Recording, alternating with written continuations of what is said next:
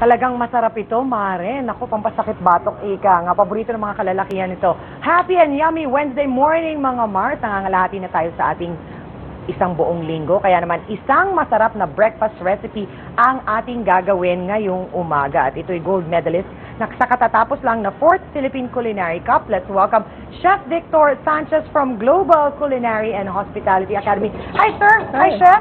Good morning. Naku, itong ating lulutuin ngayong umaga, ano bang tawag natin dito? Well, kanina tinatanong ko ako kung anong tawag, no? During the competition, ang tawag namin dito is garlic sinangag with duck eggs and longganisa. But for now, since it's breakfast, tawagin na lang natin na golden long silog. Golden long Kasi silog. gold medal siya. So Yes, oo nga golden naman. long Swak silog. na swak yun. O, di ba? O, simulan na natin, Chef. Ano ba ang mga ingredients na kailangan Alright, natin? so ang ingredients natin, eto, scrambled duck eggs, yung itlog ng itik, scrambled, Oo. tapos fried. Ito naman, longganisa na hamonado, no? Frinay ko na rin yan. We'll use that for topping. Ito medyo matamis to, no? Oo. Tapos we have garlic. Siyempre, Pinoy, kailangan natin ng margarine. Oo, pampalasa. Diba? Pampalasa. Paborito na yung mga ang Pinoy, ano. oo. Tapos meron din tayo dito ng alaminos longganisa. So ito naku, medyo sarap. garlicky, no? Maraming garlic in contrast dito sa hamonado natin na matamis. Yes. Meron rin tayong yung pula ng itlog na maalat. So dalawa yung duck eggs natin, dalawa rin ang ating Longganisa, bale, oo. Tapos meron tayong kinchay and spring onions. Okay? So yung kinchay para pangpabawas ng suya. Oo, Okay? oo. Meron rin tayo ditong basi. Yung basi, wine galing sa sugarcane Yes. mula sa Ilocos Sa region. bandang norte, Sa oo. bandang- matamis-tamis rin yan. Masarap din yan. Tapos meron tayo ditong bahaw, no? Yung, Bahaw.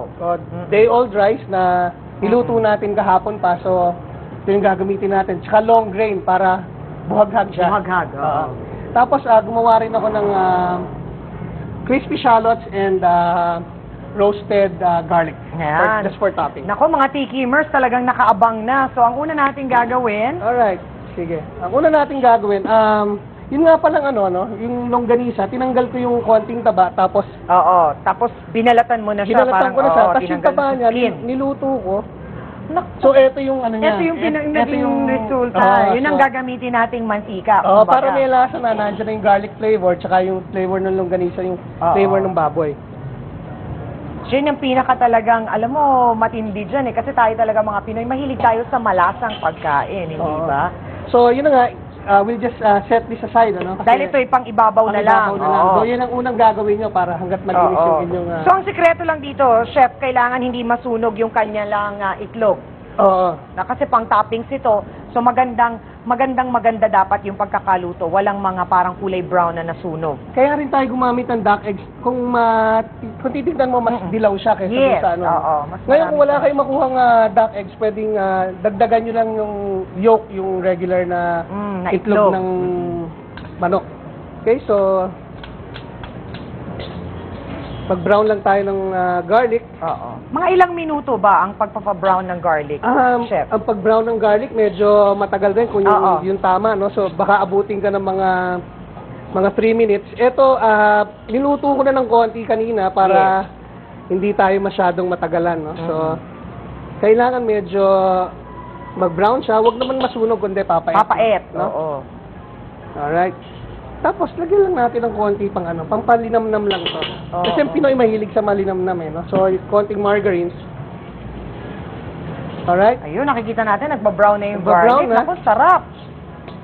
Isusunod na yung longganisa. Longganisa, no? Dun sa competition, hindi ganitong karaming ginamit ko, but since ito yung wala na tayo ibang ulam ngayon, Parang ito, rice toppings na mangyayari. oo, dagdagan na natin. Parang ang daming titikim. Parang maraming nag-aabang, Chef. Oo, oh yeah, Hi, so hi, nabanggit nga niya. Si Grace pala nag-aral sa kung saan nagtuturo si Chef. Sa Global. Alright, so lutuin pa natin ng konti ito. Okay? Sunod dito yung yolk ng itlog na maalat. Okay. No? So ito ang medyo kakaiba sa ano natin. Sa ating recipe, no? Hindi mo makikita to araw-araw. Usually, hiwalay siya. So ito, ihahalo na. Halo na Tapos kasama. okay lang na madurog In siya, fact, chef? O dudurugin dapat, natin- dapat dudurugin natin siya. durugin. So, Sarap kasi ito eh. pampaalat na rin natin yan, ano? Oo nga. So, ang ginagawa natin dito, nag-create tayo ng layers and layers of flavor. Yes. So, yung Kasi yung alat ng longganisa, Oo, tapos tapos yung yung- alat pa rin itong egg yolk na konting tapos yung garlic niya. matamis, tapos yung garlic.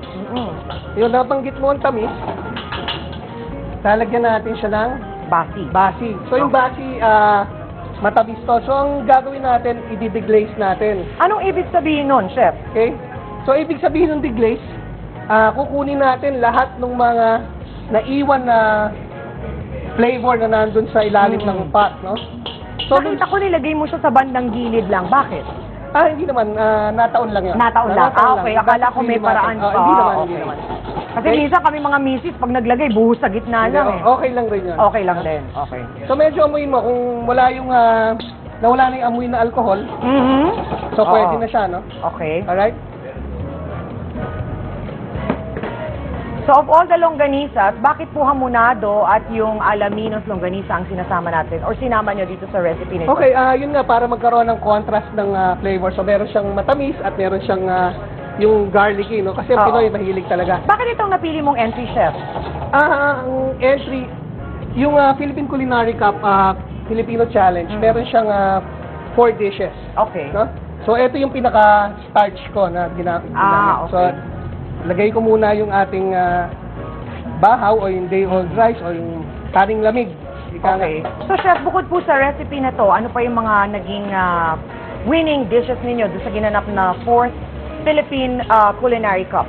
Okay, explain ko muna ng Mabilis. mabilis, oh. ano?